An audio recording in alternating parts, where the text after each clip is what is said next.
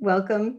We have a lot of people who are registered, so I'm going to wait just a few minutes more to start the program. But in the meantime, I can share with you now is the time to nominate your hospitality recovery heroes. You know that HSMAI has the Adrian Awards, but there's a special Adrian Award this year that is not necessarily limited to sales, marketing, and revenue people, as most of the awards are.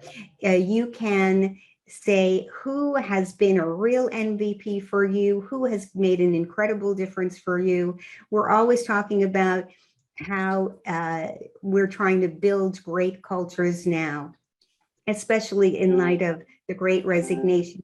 We've really understood that it is so important to empower and appreciate our teams.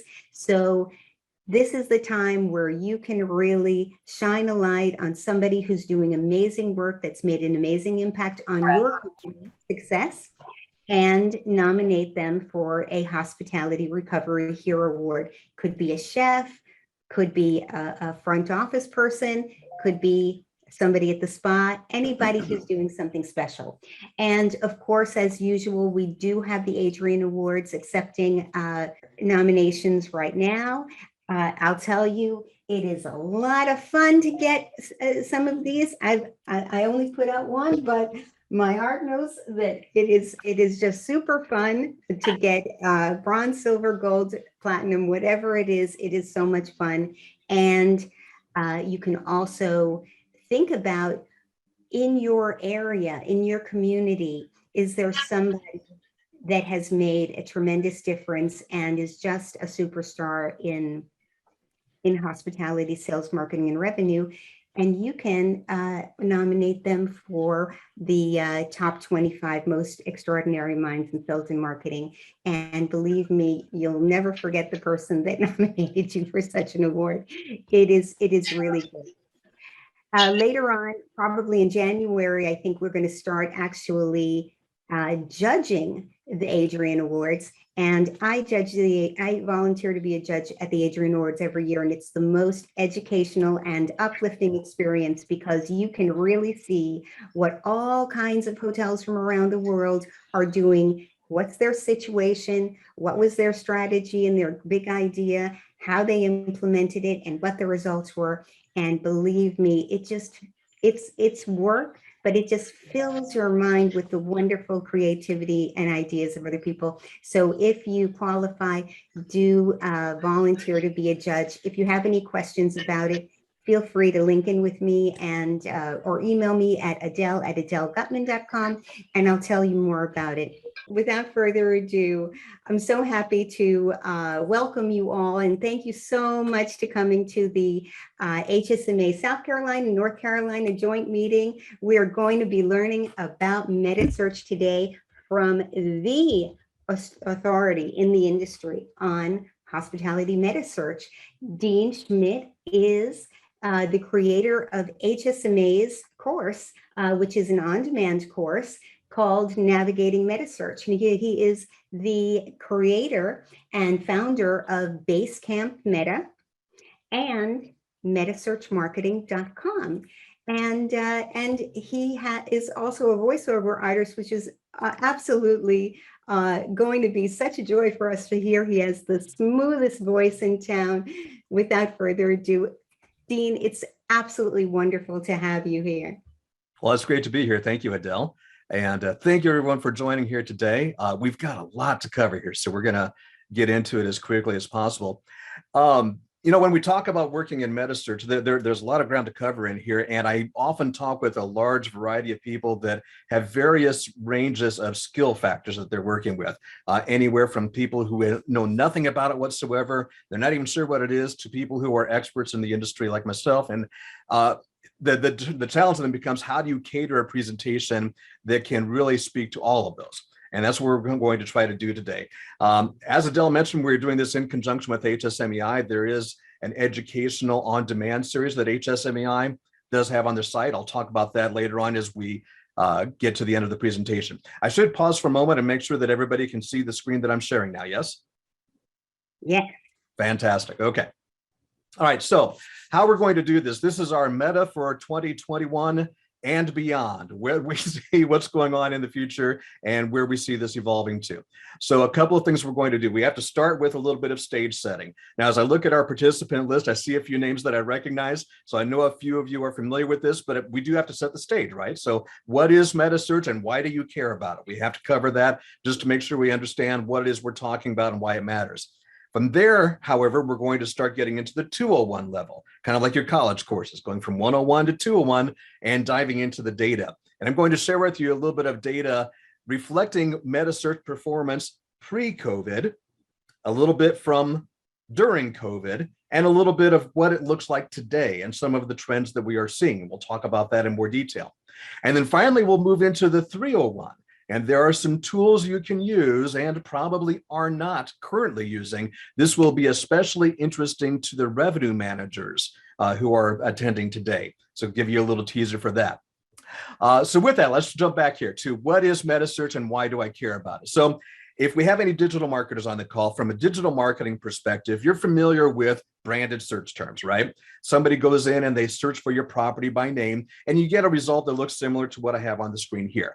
Right. So on my top left, I've got my search engine marketing, whereas a brand, especially, we're owning our branded search terms. Even as an independent hotel, though, we want to own that space when somebody looks for us by name. Below the search engine marketing, we have the SEO, the search engine optimization, which would be then our organic listings. Off to the right, however, and by the way, I'm focusing this part on Google, not because they're the only game in town, but because they are the 800-pound gorilla in the room, and that is where most of your volume comes from. But off to the right, we'll see the Google My Business page. Okay, so in this, at the top of the screen, right off the bat, we can see some photos of the hotel. I can see a map of the hotel. And by the way, those, of course, are clickable, right? So if I need to know more about where it's located, I click on that map and I can see more about the area. I see some reviews for the hotel. And again, I can click on those. I see how the hotel is rated. And then below that, I see rates and availability for default dates at first, but I can change those dates and look for the actual dates for my travel. Why is this all important? Well, because as a digital marketer, if we think about this, one of our most significant drop-off points in the marketing funnel for that conversion of the user comes to our website is at the rates and availability screen. Well, with Metasearch, I know where the hotel is. I've looked at some photos for the hotel. I know how the hotel is rated, and I know the rates and availability for the dates that I'm interested in. What does that mean? That means that when I click on that button right there, I have an informed intent of booking a reservation. That means that my conversion rates are higher. Okay, so that is one of the big reasons why we see so much attention these days when people talking about Metasearch. It's not the only reason, but it's one of the biggest ones. And of course, as I mentioned, Google is not the only game in town. We can rinse and repeat this and go on to TripAdvisor, Trivago, Kayak, and even Bing. Those are the big five. Many others that get into your long tail, depending upon what part of the globe you happen to be in. Now, with that, though, I want to talk a little bit about the difference between acquiring new customers versus channel shift, because that example we took right there assumes that they've looked for you by name. That's a branded search term, right? They're looking for you by name. And that then leads to one of the myths in Metasearch, which is that Meta only provides channel shift and does not attract new business. So first of all, I want to put in just a little liner in there about, so when did channel shift ever become a bad thing? Right?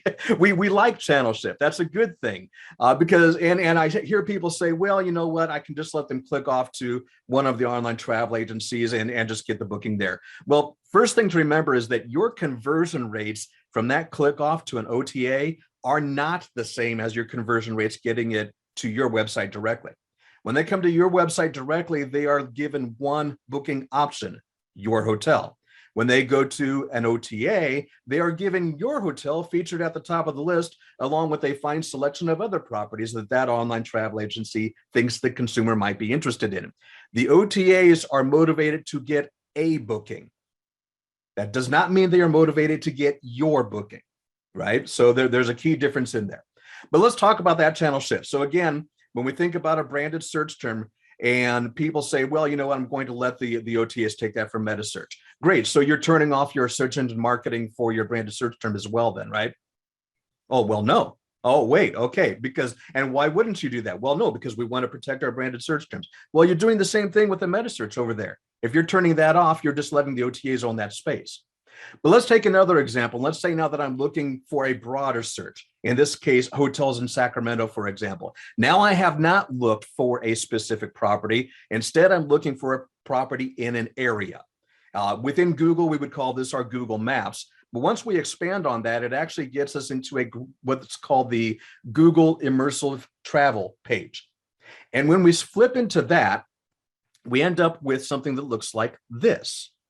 And what do you notice right off the bat here? Ads. So there's a whole new set of pay-per-click ads that Google puts at the very top of this display. And these are effectively pay-per-click opportunities for a non-branded search term.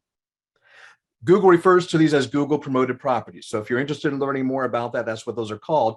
But this is where you have that opportunity now to capture new business coming to your market. They're not looking just for you. They're looking for hotels in that area. Now I have to put a qualifier on that. They do not convert as well as somebody that's looking for you directly, right? Just like your non-branded search terms are not going to convert as well as your branded search terms. We know that as digital marketers. So it's all about what your objectives are and what you want to accomplish. Now we can take the same example and rinse and repeat again. TripAdvisor has TripAdvisor sponsored placements. Even on Trivago, if I look at my Trivago rankings, there's a little information button on there that if you click on it will say that the ranking results reflect your search criteria. We'll go down to the bottom of that. It also reflects the compensation paid by the booking site. What that means is that if you are willing to shell out more money on your cost per click on Trivago, it will influence your market ranking. Okay, so there are ways to get true new business off of Metasearch.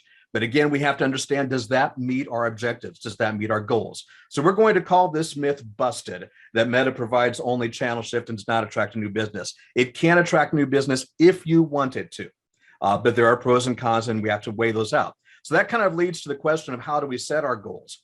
And this is an example I've used in other presentations, but if we have to have some perspective on what we're trying to do.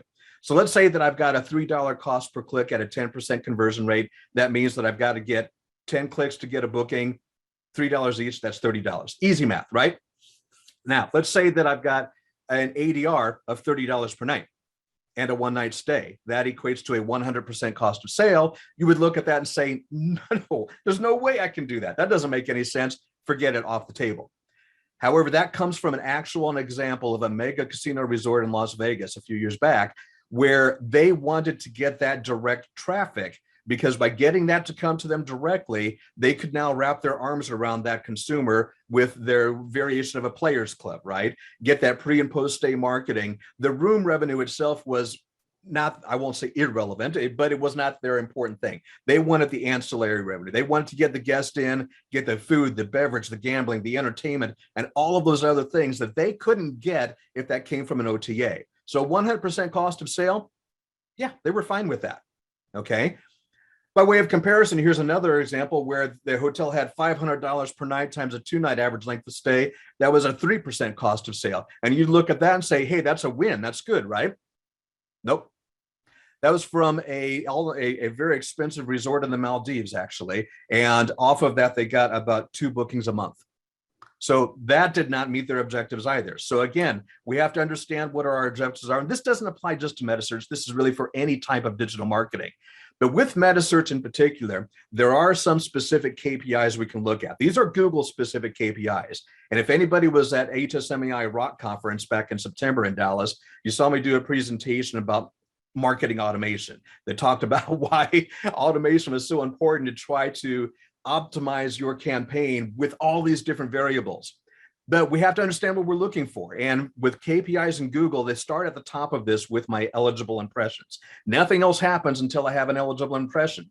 If somebody couldn't have seen me, they didn't see me, and I didn't get a booking, right? So we start off with those eligible impressions. From there, we derive the impression share. Our click-through rate is an important one. That's an element that is often overlooked, but it can be a key indicator of where we're going from that shopping phase to I have an intent phase. If I am clicking through more than I was before, that's one of those red flags.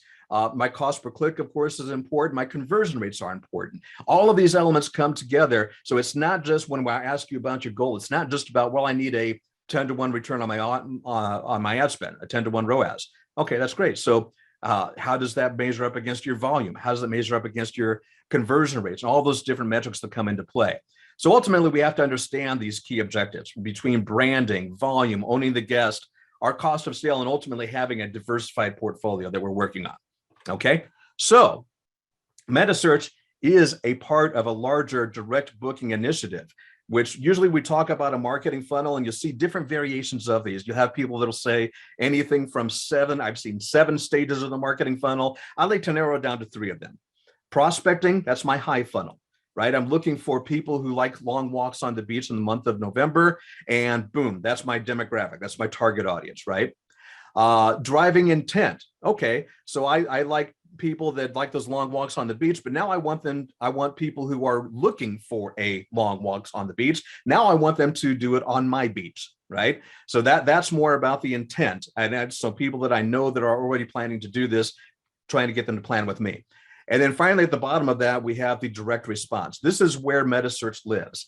And this means that Metasearch, your ad has come up, I click it, I book it. Metasearch doesn't have all the fancy attribution terms that you hear other people talk about, click through, view through, all those different things. Don't worry about them. Metasearch should only be measured based upon last click attribution. I clicked it, I booked it, or I didn't.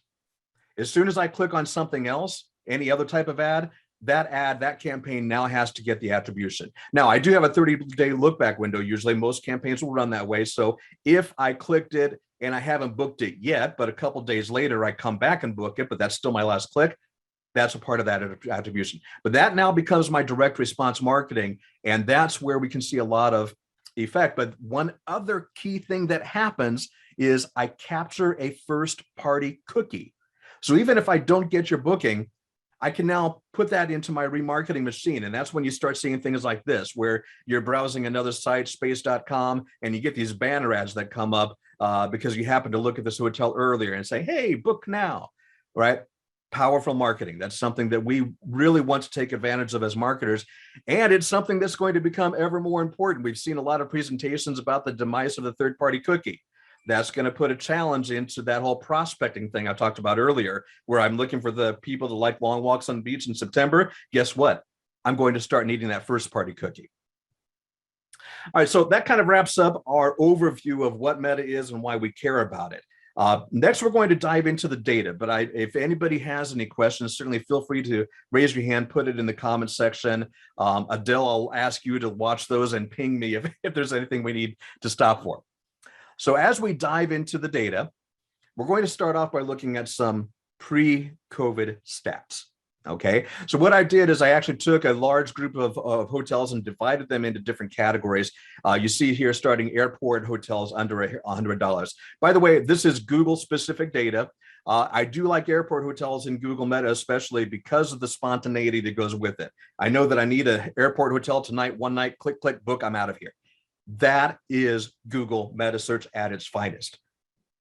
Click it, book it, done, right? Whereas other channels, TripAdvisor, for example, will have a longer sales cycle. I like TripAdvisor for a resort hotel because I want them to come look at the pretty pictures. I want to have that longer sales cycle with it, right? So again, different demographics, different nuances for different channels. But let's talk about these different categories, starting with those airport hotels under $100, right? So what we see when we look at these numbers is an ADR, $89 per night, leading to an average booking value of $140 per stay.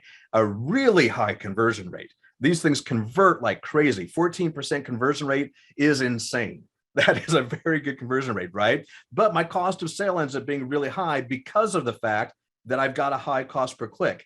You're not the only one bidding on this. All the other OTAs out there know that that's a 14% conversion rate as well. And so they want to get in on the action, thus leading up that cost per click. And with a low booking value, that ends up having a high cost of sale and thus a lower return on ad spend.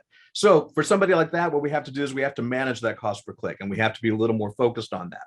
By way of comparison, if I get that airport hotel over $100, now what happened is my conversion rate actually came out a little higher. Okay, my cost per click did not change significantly, but my average booking value did. And the result of that is that my cost of sale is lower, and hence my return on ad spend also lower, also higher. And so that works to our advantage. Now we can take this and let's move away from the airports for just a moment. So now let's go into that hotel that is under $75 per night, not at the airport, where now our average booking value is just $113. So this is an economy roadside motel property, right? So you may instantly think with that average booking value being lower that, okay, gosh, these numbers are never going to work. But what happens is my cost per click was also lower. So with having that lower cost per click, that allowed me to actually return a stronger return on ad spend than what we saw of that airport property. The click-through rate here is also important. Better than a 10% click-through rate. A lot of people that are booking on these properties know that they're going to that property. In fact, a lot of times they're on the way to them. So same-day arrivals are a really big factor in here. But the result is that my click-through rate was much higher. And so we had a lot more intent going with that. And then we break it down into some other categories. ADR ranges 75 to 150, 150 to 300. I want to show what happens that we hit the 300 and better, because then what starts happening is my cost per click started going up again, up to $4.20. That's a really high cost per click. So that starts to become dangerous when we start looking at the ROAS. But here I still have enough revenue on there, my average booking value over $800. So that was able to balance out. But when we get into this category of what I call the high impression share, by the way, all of this is subject to what your intent is. We talked about what you're trying to do in your goals earlier. Well, all of this is subject to that, right? So you may not be trying to get a high impression share. You may be trying to focus on a 40% impression share and so forth. So there's other factors and variables that go into here. But with those that had a high impression share, what we started to see is that my conversion rate started to go down, as did my click-through rate. That's not because anybody did anything wrong. That's because of what in marketing we refer to as the law of diminishing returns. If I double my visibility, that doesn't mean that I double my bookings, because my conversion rate and my click-through rate will start to flatten out on that line graph, right? So we need to be aware of that. So again, these are all pre-COVID stats.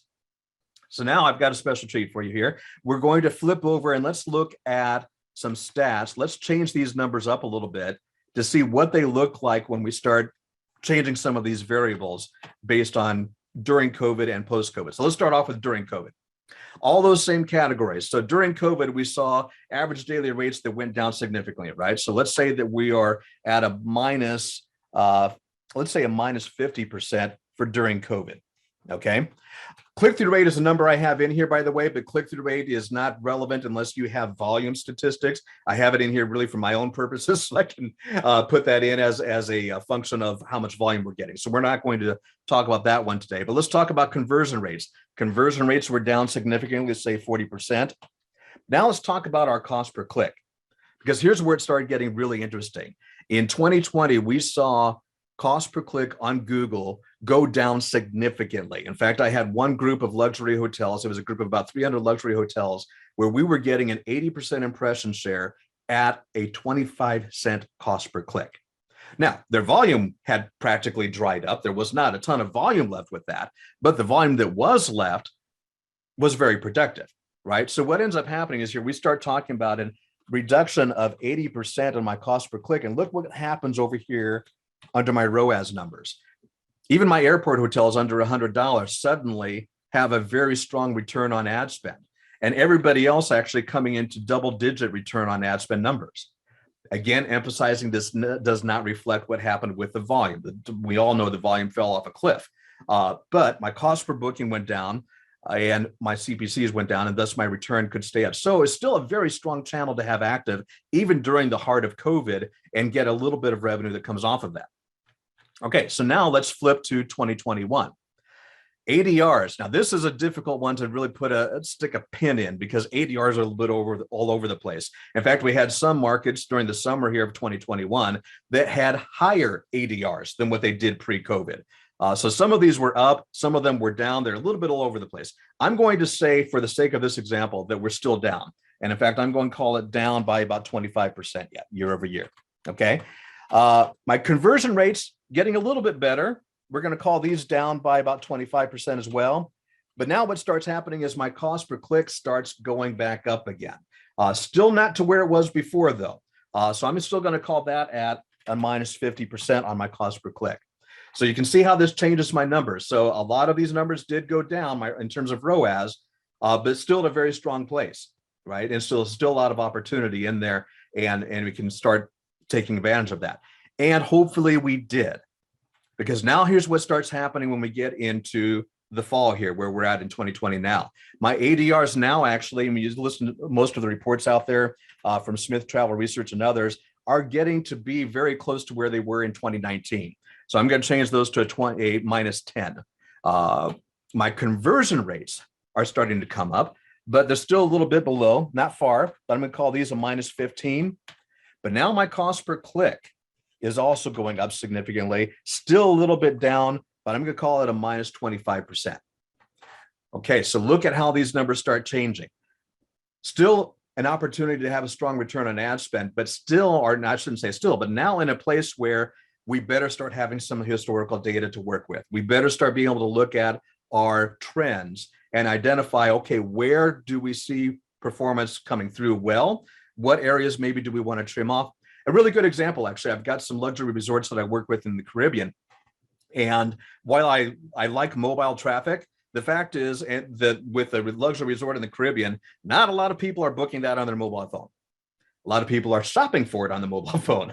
I don't want the shoppers, I want the bookers, right? So that was an example where I really pulled back on the traffic that we were getting off of mobile. I had to make sure that it was proportionate to the conversion rate. So typically I'm going to see that my mobile conversions are 1/3 of desktop with most cases. Now, there are exceptions to that. I've got another hotel that I work with. It's an economy hotel in Florida, and their mobile conversions actually are stellar, are doing fantastic, largely because their bookings are coming from people who are on the way to the hotel, maybe even in the parking lot, and they're going in there, oh, book, done, walking in the front door, right? So again, everything depends, everything is relevant, relative to the perspective of the user, right? And it's our theory of relativity as we apply it to our marketing efforts. Okay, so with that, let's come back here to our PowerPoint presentation.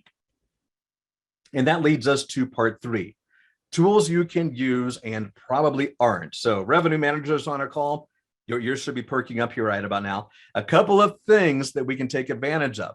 Now, one of the first questions I often get when people talk to me about Metasearch is, how do I beat the OTAs? And that can be challenging.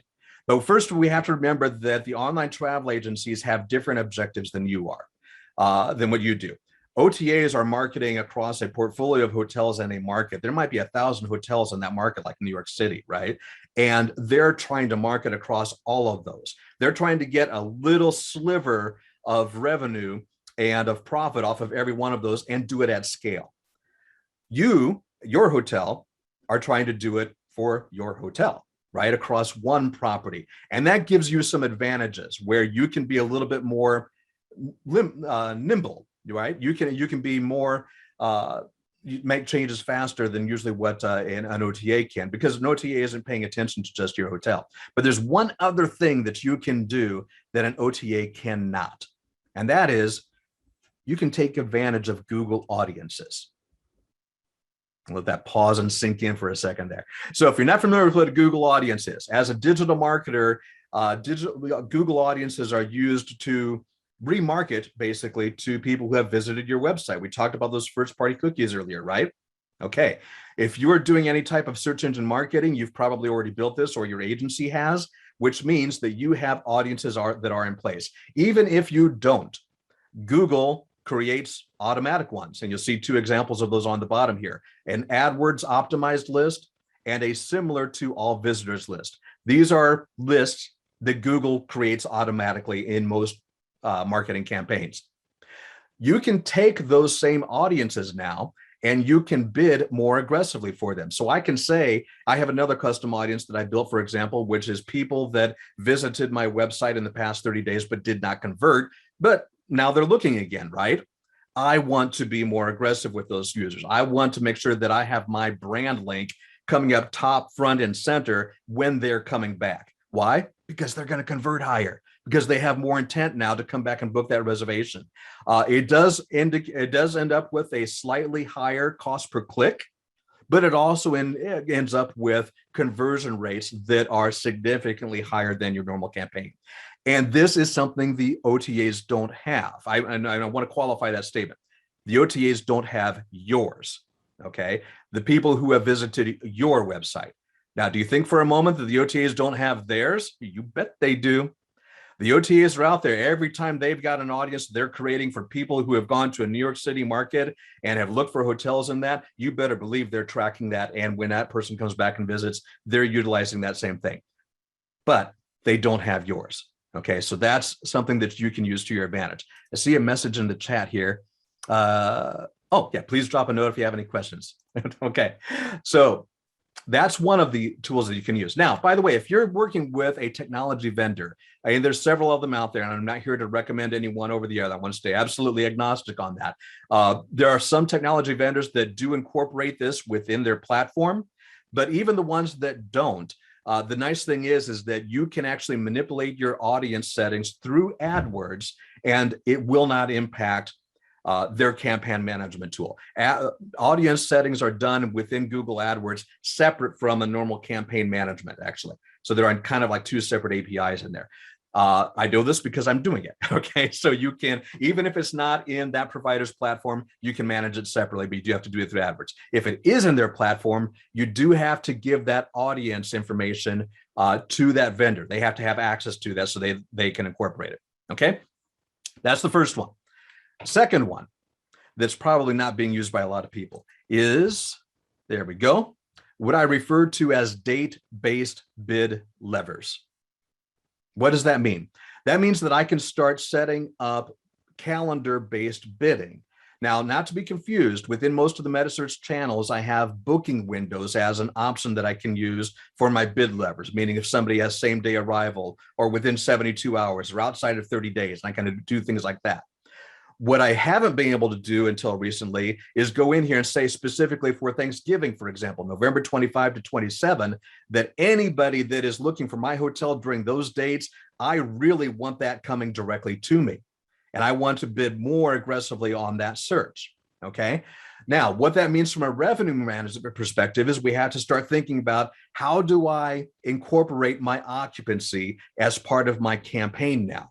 If I'm at 90% occupancy, do I want to be more or less aggressive on my campaign? And I can make arguments on both sides of that. I could say at 90% occupancy, I want to be more aggressive because I want all this to come directly. I don't even want the OTA business anymore. I could also make the other argument that says at 90% occupancy, I don't want to put my marketing dollars here because we're already almost full, right? So don't spend marketing dollars, let the OTAs book it, right?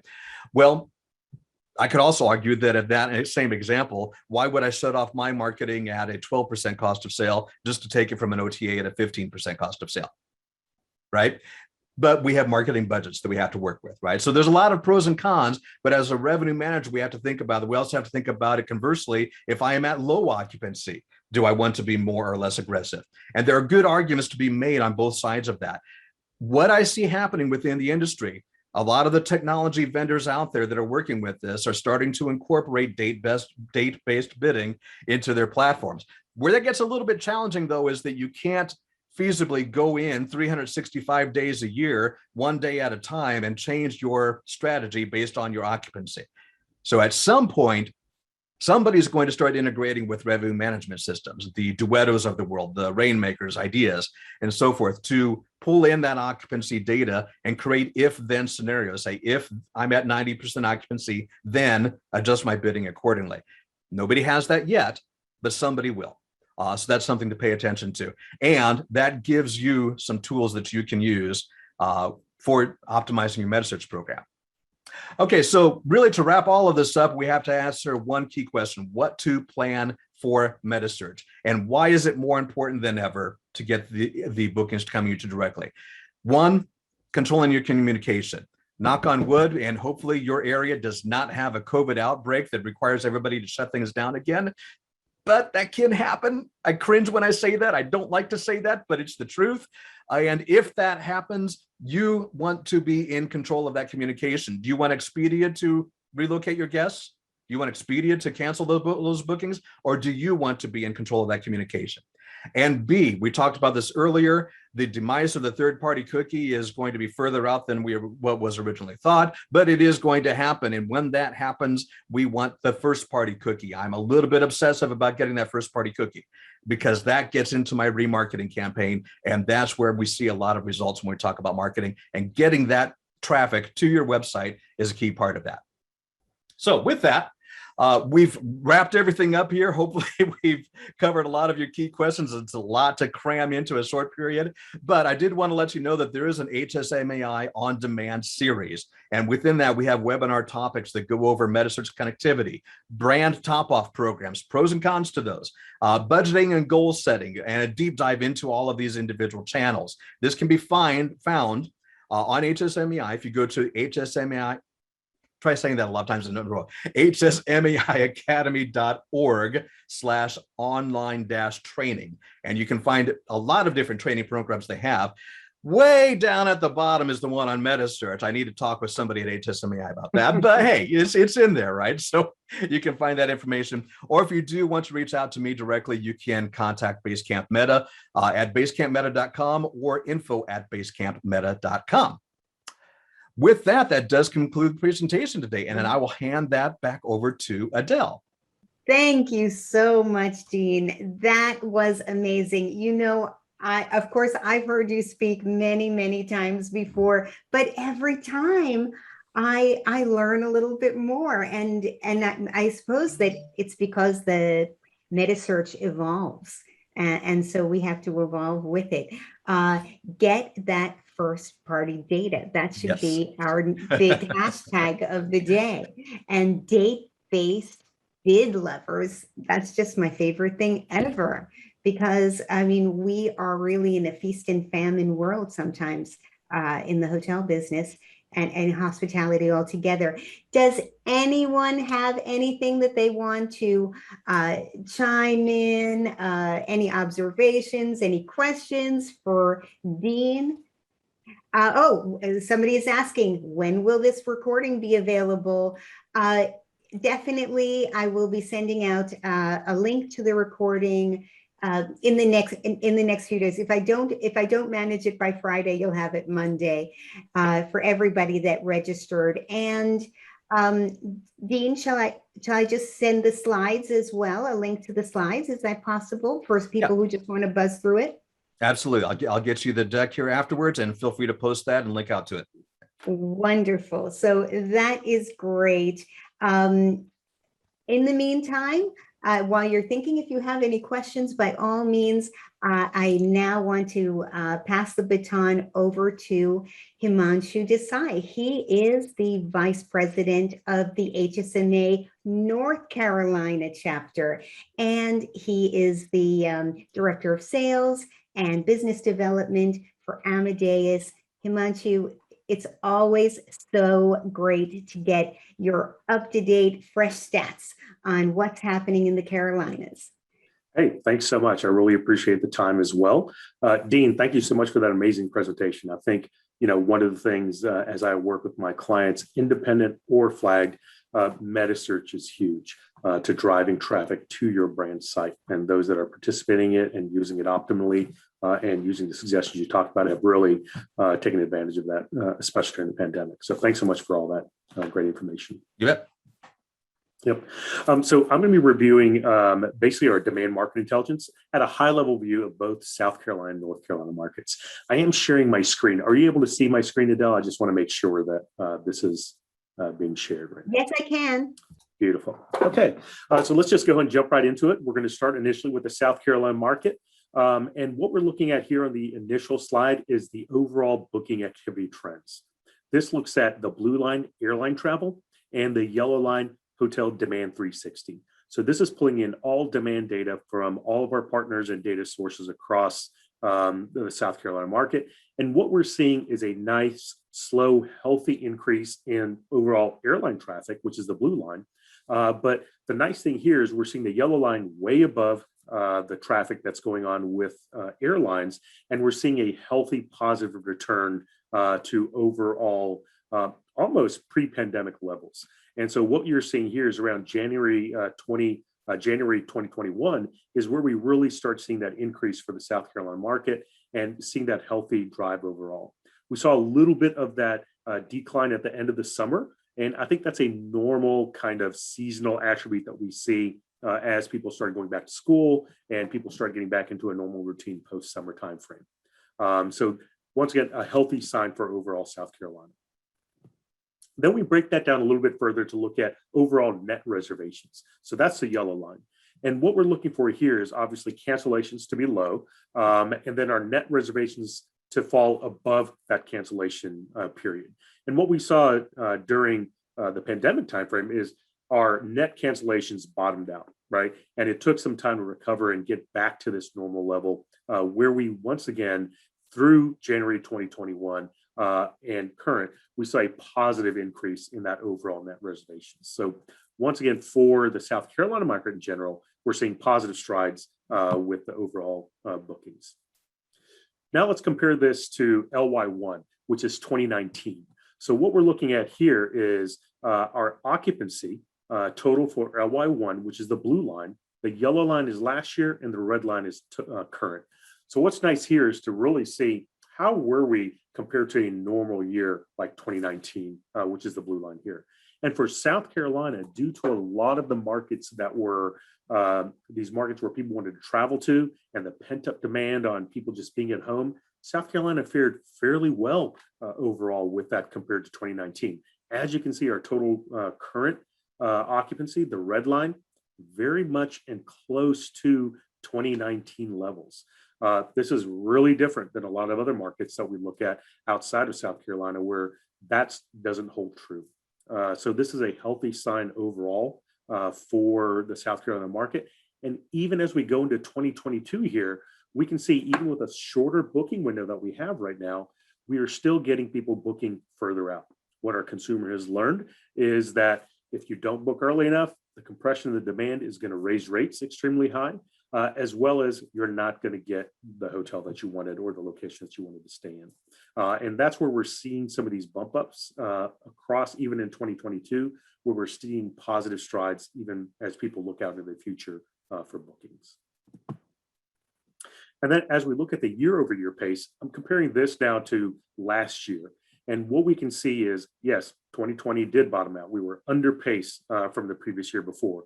But now if we're comparing to last year, once again, we're seeing very positive strides. Our RevPAR is highly increased overall as we were into the 21 calendar year. And our ADR saw some positive increase as well above last year as well. And then our occupancy has seen positive strides as well. So all of these are boding well for the South Carolina market in general as we head into 2022. But then what if we compare that to a normal year like 2019? So now rather than doing a year over year comparison, we're opposing that to 2019. And we can see a considerable drop in performance when we compare actual RevPAR in 2020.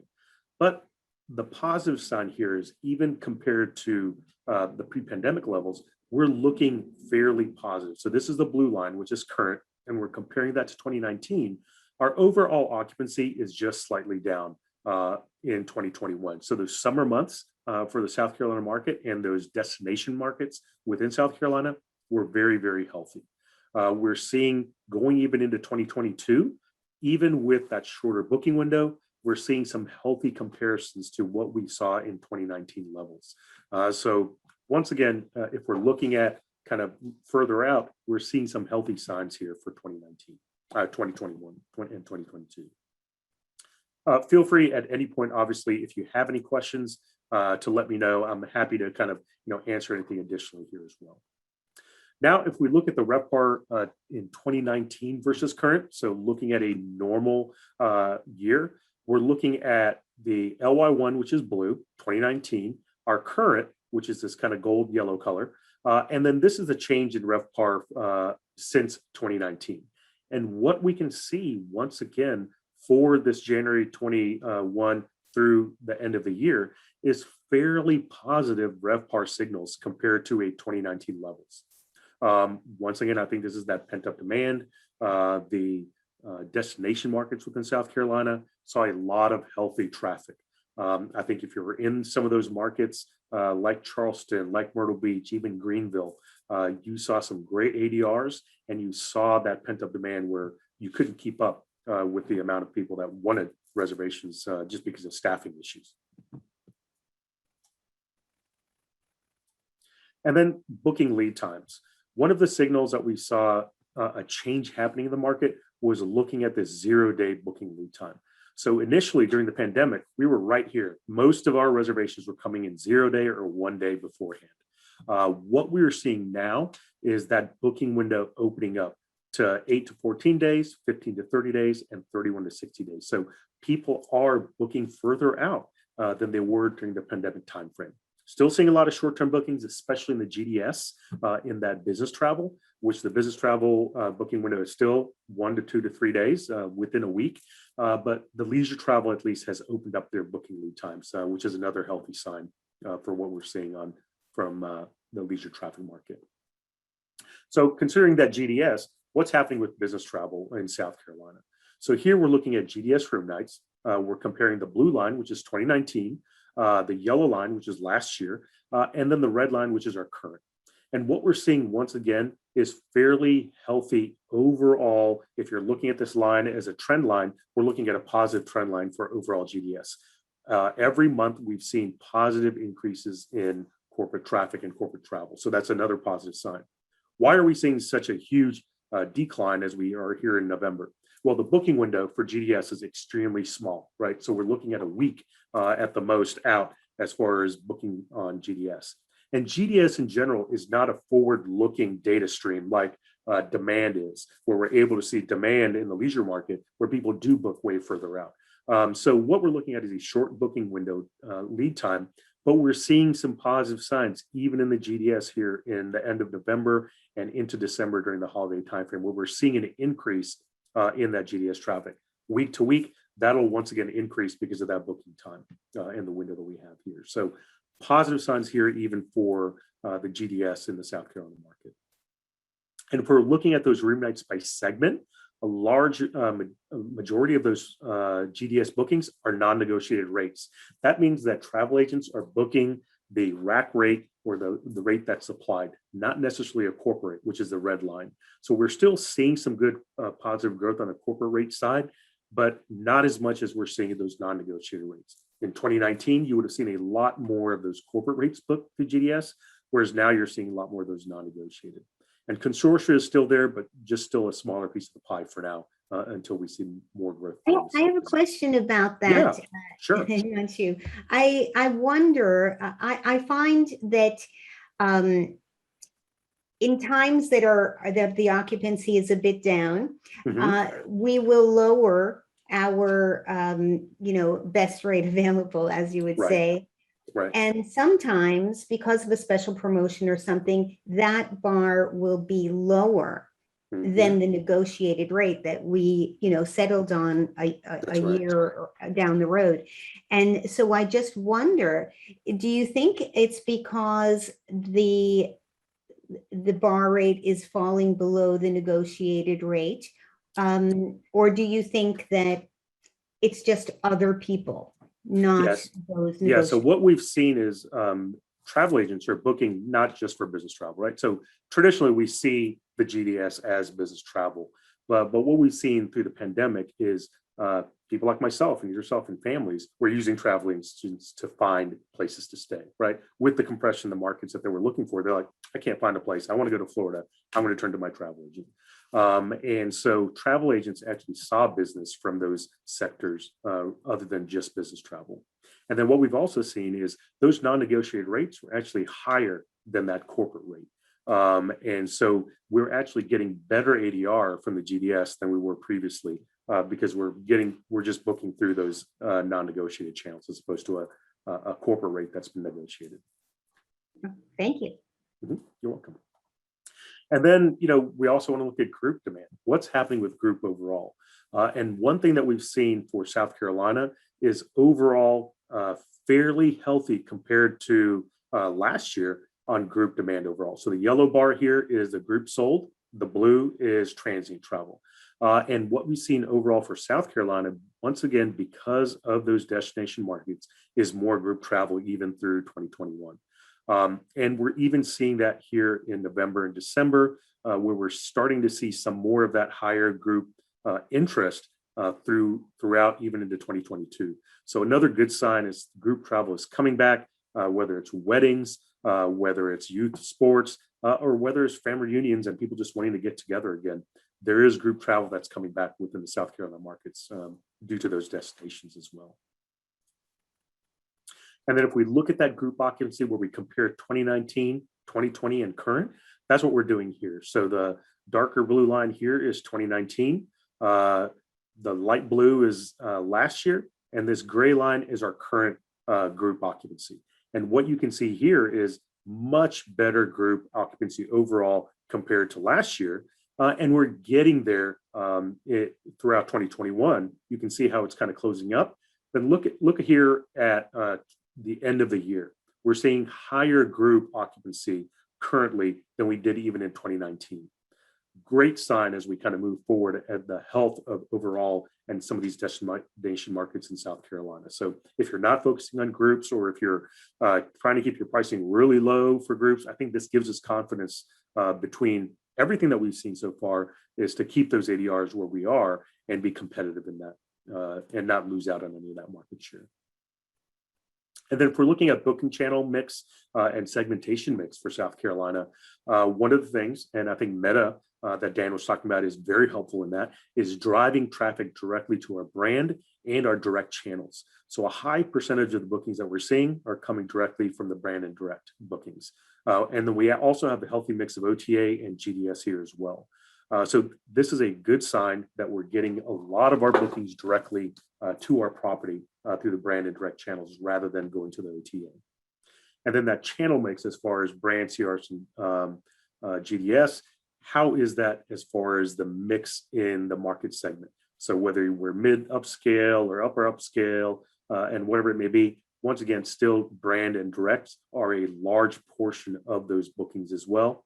And then a smaller, healthier portion of OTA. And I think that's where we want this mix to be. Any questions on the South Carolina market for anyone as I hop into North Carolina and kind of review the same kind of data set? I'm just wondering, Himanshu, just looking over all of that, does anything come to mind that are some actions that you think our audience should be paying attention to? Focus more on ADR, focus more on occupancy? Any thoughts you may have?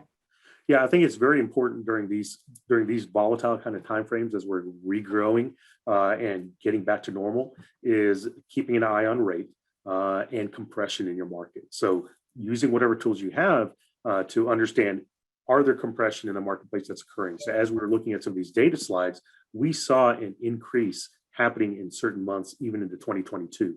Are we preparing ourselves for that? So are we keeping our rates where we need to be and need to be competitive there? Groups, as we see some of these groups coming back, are we catering to those and making sure we're comfortable pricing our groups where we are based on the compression in the marketplace? And then as we're seeing this healthy travel for GDS coming back slowly, every month we're seeing about a 3 to 5% increase in GDS at least. Are we still marketing in the GDSs? So, whether you're doing some GDS advertising or whether you're in that, you want to make sure that that's being competitive as well. And then as Dan was talking about, you want to make sure you have parity across all your channels and making sure your brand page and your direct page has the best available rates and you're not having any of these OTAs undercut you on pricing. Sounds great. Thanks. And here, as we look at North Carolina, very different picture on this overall net reservation trend, right? The blue airline, very positive and, been moving forward in a positive way. But the hotel demand 360, this yellow line, when we see it below the airline places here, that means we're losing some market share, most likely to alternative accommodations. So that means there are people still traveling into our market a lot, but not necessarily booking our hotels. So even though we're seeing a healthy trend here within the North Carolina market, as far as that increase in overall net reservations, it's still below this line that we saw in South Carolina, where our yellow line for net reservations for hotels was much higher, right? So this is where we're losing some market share, most likely to alternative accommodation. So it's good to understand what's happening there as well in your marketplace. Here, as we look at reservation cancellation ratio, overall healthy growth patterns here as well. We saw the same dip here, not as many net cancellations as we saw even in South Carolina at the earlier time frame as things were evening out. But as we went from January 2021 forward, we're seeing once again an overall positive increase as well. And then even into the end of the year, we're seeing that growth happening in a positive manner. Now, when we compare occupancy trends to 2019 to current and last year, we're seeing overall positive trends as well, right? Not as healthy as South Carolina because of some of those markets where we had high destination and people wanting to travel to, but still very, very positive and still getting closer to those 2019 levels. And I think that's once again a very positive sign as we head into the end of the year. And then we also see some of those timeframes like in March and April of 2022, as well as in July and May of 2022, we're seeing some of those people leisure travel booking out further into 2022 as well. So positive signs there as well. When we look at the occupancy, ADR, and RevPAR year-over-year pace, we're comparing this to last year, and it's a positive sign here, right? So last year, yes, it didn't stay in pace with the previous year, but we are 300% above in RevPAR from last year. So once again, a really, really good sign there from where we were last year. But then when we compare it to a normal year, quote unquote, 2019, that's where we see a little bit of a different picture. We're still seeing positive strides here as far as overall occupancy and RevPAR. So it is going in a positive way, but not as much demand as we saw in South Carolina, right? So some of those markets where we're seeing a lot of people traveling to is making that a little bit of difference. So even though as we go into 2022, we're seeing these positive spikes, and it's great to see that here as we go into the summer months and some of the other time frames where we're seeing more occupancy and RevPAR, we're still seeing a little bit of a slower growth within some of the North Carolina markets right now. And then I think I've got a question here in North Carolina. How do you see the distribution of demand? What markets are you seeing the strongest demand and the weakest demand? So I think once again in North Carolina, the biggest demand we're seeing in are some of those destination markets, right? Asheville, North Carolina, Wilmington and Wrightsville Beach, and some of those markets where, ADRs for a normal room that in 2019 and previously were maybe $150, people are paying $350 to $500 for that same room, right? And people are staying there all week. And so I think those destination markets are doing good. Charlotte, North Carolina, still would be considered a destination market. People are coming into Charlotte to get away, to go out and do some of those things. So Charlotte overall has seen a little bit of a better growth. And then Raleigh-Durham, as far as the business travel area, has been a little bit slow in coming back. But we are seeing some of those markets, getting healthier and increasing more, like Greensboro, North Carolina. Business travel, group travel in Greensboro, North Carolina, we've seen really positive strides happening there. And then if we look at 2019 and the change there, we see our RevPAR overall in 2019, the blue line, healthy, but our overall current is getting closer and closer to that point. So we're seeing that positive trend line overall also getting closer to pre-pandemic levels as well. So I think this is a good sign of what we saw in 2021 and what's to come in 2022 for the North Carolina market as well. Booking lead times, very similar. We're seeing this healthy growth in booking lead times going out to 30 days, whereas before it was all within the same few days. So another healthy sign here for the North Carolina market. I think we're seeing this across all regions now, though, where those booking windows have really opened up finally. And then as we pivot over to BT, what's happening with GDS room nights? And so if we compare it to 2019, which is the blue line, we're seeing that positive, once again, trend line overall on GDS traffic. So once again, a very healthy overall mix that's happening. Some areas of Charlotte are slowly growing. In North Carolina are slowly growing in business travel, like Charlotte, but some of the other markets are doing much better. And then once again, because of the booking window for GDS traffic, it really looks like it bottoms out here, but that will change week to week as we move forward here. Once again, good signs on GDS. And then what is the segmentation here? A little bit different than we were seeing as far as South Carolina, right? But still, the non-negotiated rates are still higher than we see with the corporate rates, right? So that non-negotiated segment and setting that rate at a level that you're comfortable with is still really, really good. Going after that bar rate or a discounted rate from bar is what all of these non-negotiated rates are.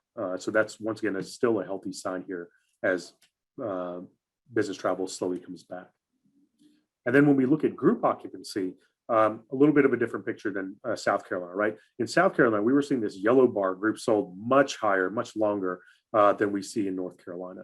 So we see a lot more transient traffic, and that's good and healthy. But the group travel is still not as strong as we see in South Carolina. But we are seeing that group travel growth. Look at November here, 14th, and kind of forward. We're seeing a lot more group travel coming in, and that positive sign of that happening even towards the end of the year in North Carolina as well. So I think that's a positive sign for group travel as well, to make sure that we're prepared and ready for that staffing wise. And then we look at group occupancy, when we compare that from 2019 to current, we're also seeing that slowly group occupancy is coming back. So that if I look at these bars as a trend line, I'm looking at a positive trend line here for group occupancy in North Carolina as well, getting closer once again to those 2019 levels within certain months. So another healthy sign here as we kind of get back to normal. And the segmentation mix, once again, here is very similar to what we were seeing across many regions in the Southeast.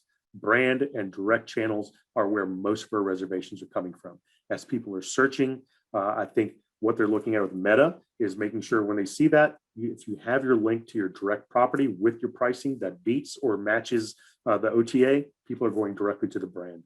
And they're calling in more during the pandemic as well, because people wanted to make sure, are you open? Do you have these certain amenities still? So we got a lot more direct bookings as well than we previously did. So good, healthy signs here in this mix as well. And that covers the overall presentation for North Carolina, South Carolina markets. If you ever have questions, I'm happy to share any additional data for your markets as well. This presentation that I did, I have sent over to Dell in a PDF format. So welcome to share that out with everybody as well. Thank you so much, Himanshu. That was absolutely fantastic. I think it is great news to see that advanced booking really coming in at this point. And you mentioned that there's some share issues regarding some of the travelers going over to alternative accommodations. Did you have any last minute thoughts on this? And I will extend that that question to I know Tim is out in the audience, and Jay, and some other great people. So anybody that has anything to chime in on that, I'd love to hear from you. Yeah, I think, Adele, this is Himanshu. I think we always have to these days look at that alternative accommodation segment and understand what's happening there, right? And a lot of times when we look at all these data sets, if we're not pulling in alternative accommodations to understand compression and what's happening, we may be missing out a little bit. But through both North Carolina and South Carolina markets, we've seen great increases in ADR overall, higher ADRs than even 2019 levels in some areas. And so I think, what consumers were doing is saying, all right, if I'm going to pay $500 to stay at this hotel that I normally stayed at, for $150, maybe I can get an alternative accommodation that has more space for my family, right? And that's where some of those were starting to look out, where people were getting more used to going to alternative accommodations in this last year than they ever did previously.